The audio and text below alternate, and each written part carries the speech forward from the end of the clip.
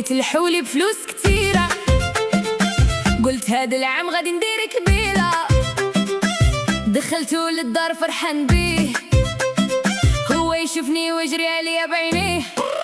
كل صباح كنجيب ليه الشعير وهو يعيط باب صوت خطير. مرة طلع فوق السطح العالي ولا الجيران كاملين في حالي.